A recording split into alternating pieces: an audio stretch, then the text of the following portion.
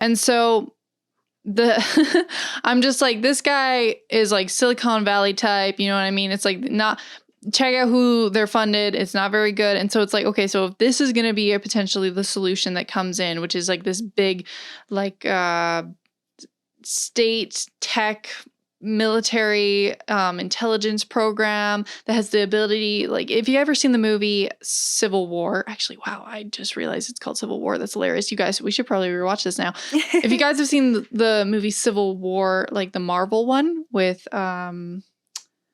Oh, yeah, Captain America, with Captain America, Winter Soldier.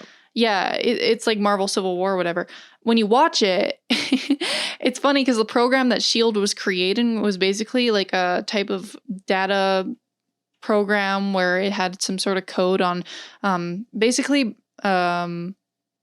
predicting who would be future criminals to target them now. Right. And so it was like, okay, we're going to create a satellite system on who we think are going to be criminals in the future. And we're just going to get rid of them now. Oh, that's Winter Soldier. Winter Soldier. Oh, okay. Yeah, potential future threats. And that's the same concept as Minority Report. You know, see, this is the funny thing about watching movies. And, you know, some people conflate watching movies to like playing video games, but it's really not, because first of all, the hand of people and the people that control Hollywood and the movies industry, like on the topic of technocrats and movies, there's a movie called Steve Jobs.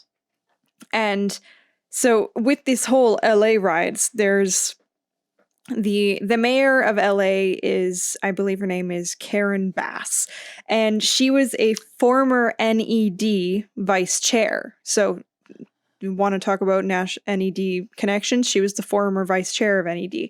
And then she oversaw a project, and it was called the Global Disinformation Index. And this Global Disinformation Index is, of course, trying to see who are the most reliable sources of media. What are the best companies and best magazines that you can trust our viewers? And of course, you know, the mainstream ones, you get your Times, those are trustworthy and stuff like that. And then some of these people, if you're aware of Operation Paperclip, we've alluded to Operation Yellowbird we talked about last time.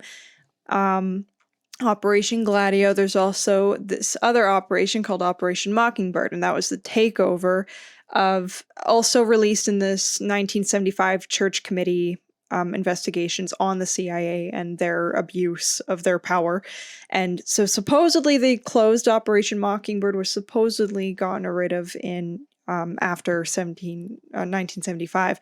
But Operation Mockingbird, a lot of the ones that were co-opted is Times, Life, the Atlas and stuff like that, or the Atlantic, sorry. But on this NED, this Disinformation Index by Karen Bass, she worked with a writer from the Atlantic named Anne Applebaum, I believe.